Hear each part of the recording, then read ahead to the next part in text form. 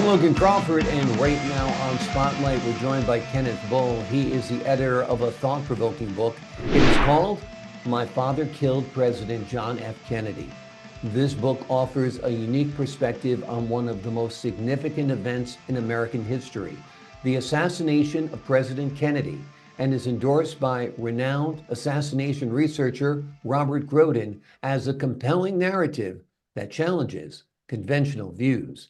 We're delighted to have this very talented creator join us here today on Spotlight. We thank our team at Olympus Story House for helping us put him in the spotlight today.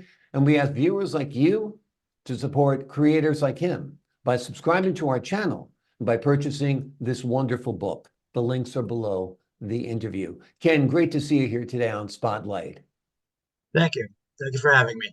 My pleasure. The title is so provocative. My Father Killed President John F. Kennedy. What's that talking about? What's that referring to? Well, this is an expose of the actual events that led to the assassination, the reasons for it, and the actual planning for it. It's written. The author was a 14-year-old boy at the time. His father was an instrumental player in the assassination, and in fact was one of the three shooters involved in the assassination. You know, there's been a lot of controversy about whether or not there was a conspiracy, and in fact there was a conspiracy, and it was aided and abetted by the military, by the CIA, and by the mafia, for instance. The book details his relationships with people like Oswald and Ruby, who everybody knows the names of, and the reason for the fact that Oswald was from the very beginning a patsy, as he claimed at the end. He was always destined to be killed, so as to not reveal the real story, and Ruby killed him for that reason, not for any patriotic reason, as he claimed. So the book details the relationships that the author had, that as he was being used as a decoy and a sounding board for his father, as his father was involved in the planning. The father was a CIA operative, and the immediate conspirators were General Bourne, a major Air Force captain, who was working under Curtis LeMay, who was chairman of the Chiefs of Staff at the time.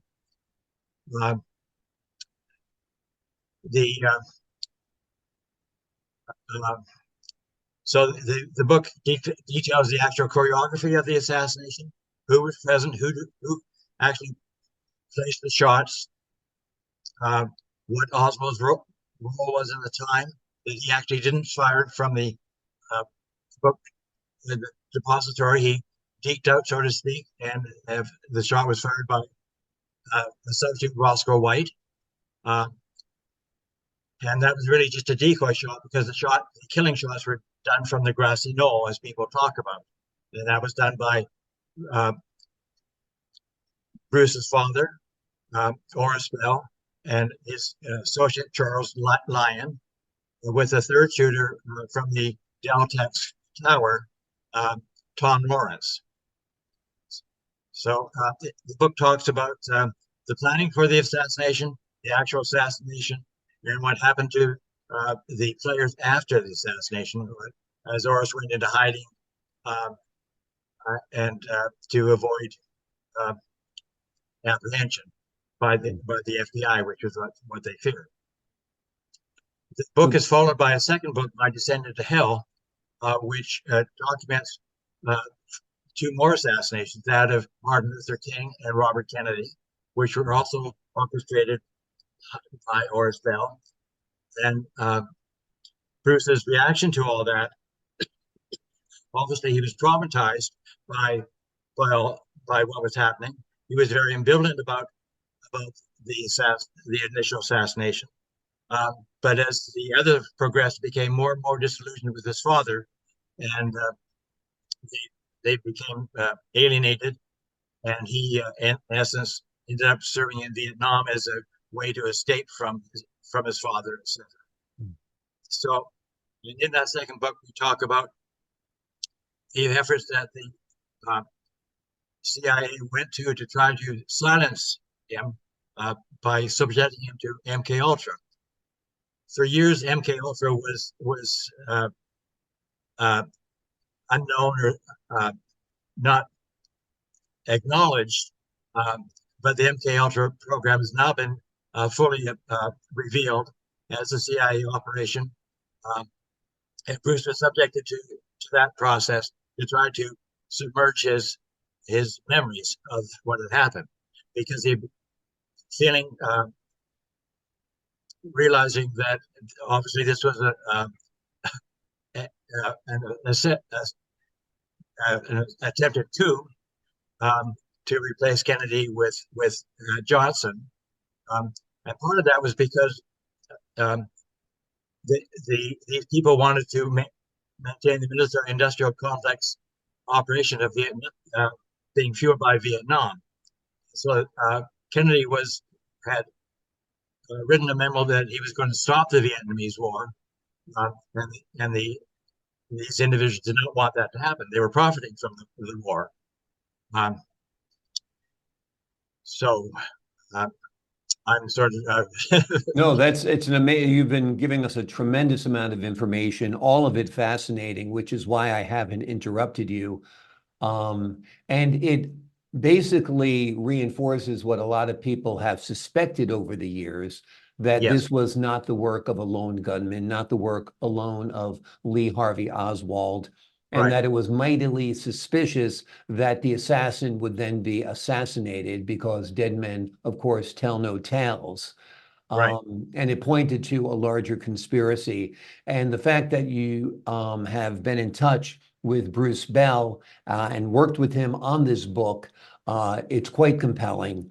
And there's so much we still don't know, so many records that are still sealed pertaining to the Kennedy assassination that seems to yes. scream cover up, right?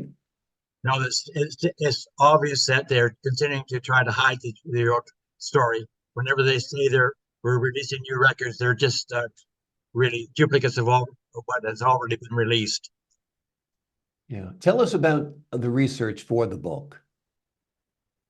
Well, the book was really researched by, I mean, it's really an expose from Bruce's actual experiences. So Mhm. obviously, we did a little bit of when I edited the book, I did a little bit of research in terms of some of the factors, in terms of the origins of the CIA and the Rockefeller family, etc., uh, who were deeply involved in some of this kind of stuff.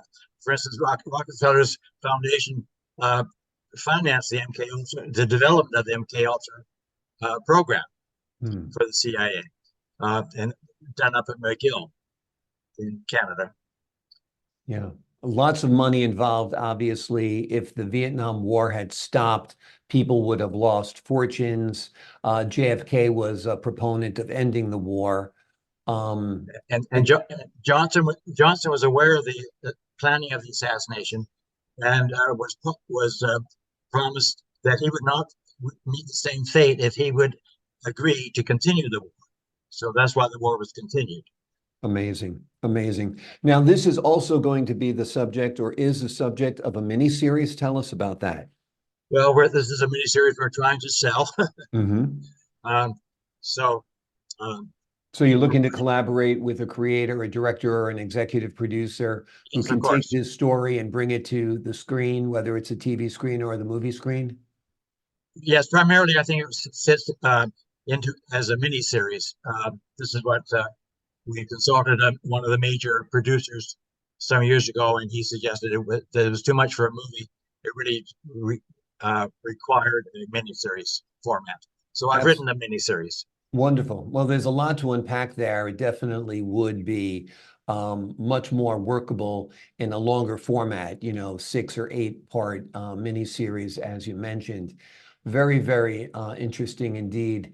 Tell us, how has your expose on the Kennedy assassination been received as far as government responses or any pushback?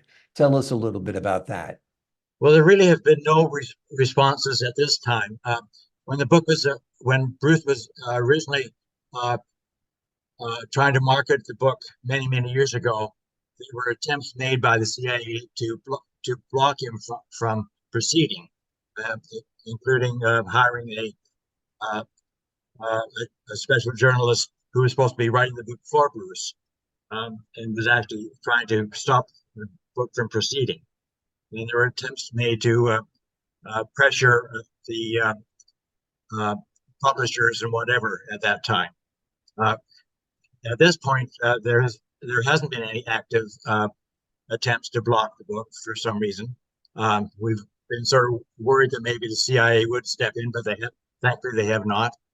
Um, so So maybe they're afraid that if they pushed back there, it would actually make people feel that it's more credible or something. So they decided to yes, just ignore it rather than fight, correct. I mean, possibly. it has served their purpose to use the term conspiracy and to as if that is a dismissive term, meaning that it's not credible. When Exactly. it's a good phrase to use. People are sent to jail all the time for conspiracies because Yes, conspiracies can be very real, very true. It yes, doesn't have to be a conspiracy theory. It can be a right. real life conspiracy that happened. And no doubt there's more to the Kennedy assassination than we've been told. Tell us a little bit about the books that pertain to the Robert F. Kennedy and MLK assassinations. Why, in your opinion, was Robert Kennedy murdered? Well, these were white supremacists, and they were against Kennedy, but they were also against Robert, especially when he went on his crusade to eliminate the mafia. Hmm. Um, actually, Hoover had a relationship with the mafia. Um, they they worked together in certain cases, um, and Hoover objected to Robert Kennedy attempting to work on this, and so uh, that was one of the reasons for Robert's assassination. And for MLK, because he was a Well, powerful African American leader, I right, presume? and these were white supremacists. Yeah, There's no doubt about it. absolutely. What are you hoping readers will take away from the book? Well, I think it's important to clarify what had actually happened. I think that the Kennedy assassination um, maintains a tremendous uh, interest from the public. It's important to realize that how governmental agencies uh, operate behind the scenes. Um, we detail a number of negative uh, activities of the CIA in the second book, some of their drug dealing, et cetera, et cetera. Um, and the I think it's important for people to to realize how um, undemocratic the CIA has been and how undemocratic some of our politics are. Yeah. And I think we see even evidence of that today with political prosecutions taking place. Right now, I think they're doing a different form of assassination nowadays. They're doing character assassination rather than physical assassination. What do you think about what's going on with former President Trump and all the investigations into him that have produced nothing so far other than a lot of costly legal affairs for him to face? Well, uh, I see him as an actual true descendant of that part of the Republican Party that was involved in the Kennedy assassination. Hmm. Um, and so I'm not a Trump fan. Yeah. And so you feel like he's part of that cabal of Well, people. I'm not certain that he realizes he is, Yeah. uh, but he is a descendant of that cabal. Yes. Tell us a little bit about Jack Ruby and his role. Apparently, he had traveled to Russia and so forth prior to killing Oswald, right? I don't know that Ruby had traveled to Russia. I'm not aware of that. Okay. Um, Ruby was a an owner of a strip joint um, club, the Carousel Club. Um, he was a mafia member. He was a pimp. Mm. Um, uh, Bruce had met with him many times with his father. Bruce attended all these meetings with his father to sort of um, act as a decoy to in case there was any question about why these meetings were happening. It was felt that that Bruce's presence as a 14-year-old boy would sort of lower the heat of of the appearance. Mm. Um, Ruby was actually was instructed to kill Oswald. Um, he was in a quandary. He did not want to do that because he knew that that would be risking his own life. And there were several phone calls between Ruby and Oris Bell, the assassination. And he was pleading in actual pleading to not have to do it, but he had no option because if he didn't do it, he himself would be killed. So he was blackmailed into that action. And he was dying of cancer, apparently, also, correct? Well, he didn't have cancer at that time, but he ended up dying of cancer. Yes, yes. Yeah. Yeah. Fascinating, fascinating. Tell us a little bit about Bruce's relationship with his father. Did his father ever talk to him about what transpired that day? Oh, definitely, definitely. Bruce was fully aware of the planning. He did not know he wasn't aware, obviously, of the actual events of this on the day of the assassination until his father informed him of them later on. Yes, Yeah.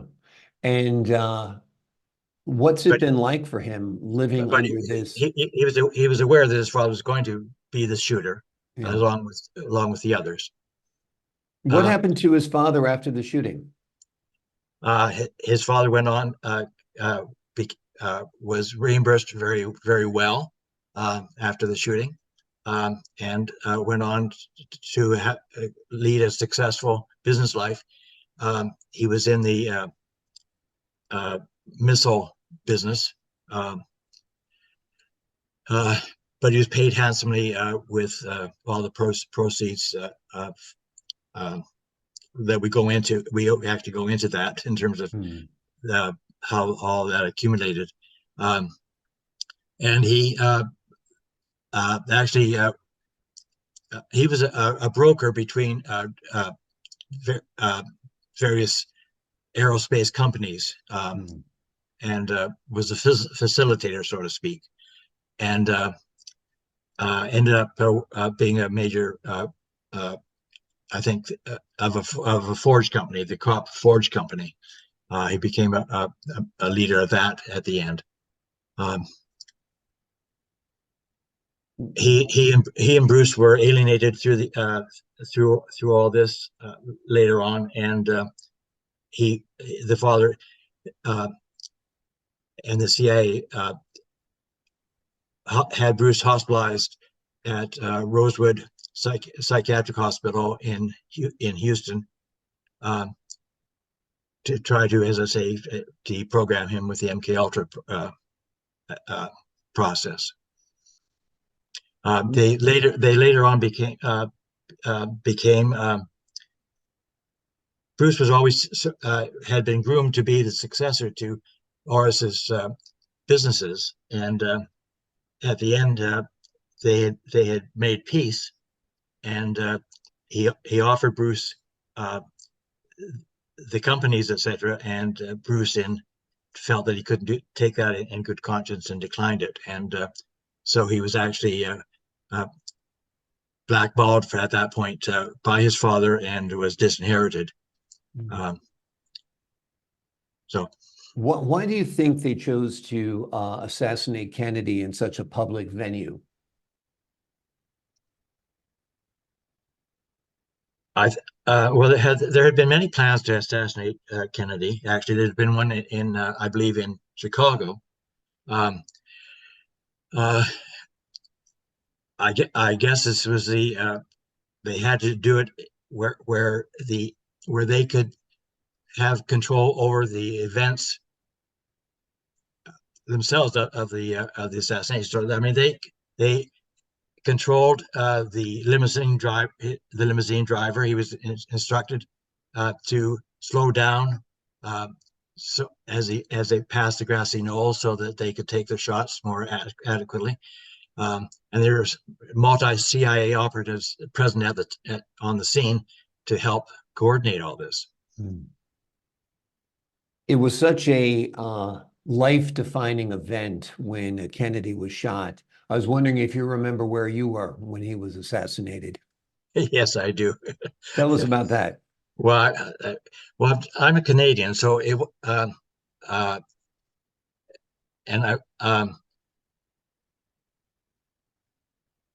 I was living in the States at the time, but it didn't. I mean, everybody really esteemed Kennedy. He was a magnificent, positive figure for the vast majority of the country and in the world, for that matter. He had taken major steps to de-escalate the tensions with Russia, which was one of the reasons why the conspirators wanted him gone. And I think everybody felt a tremendous loss.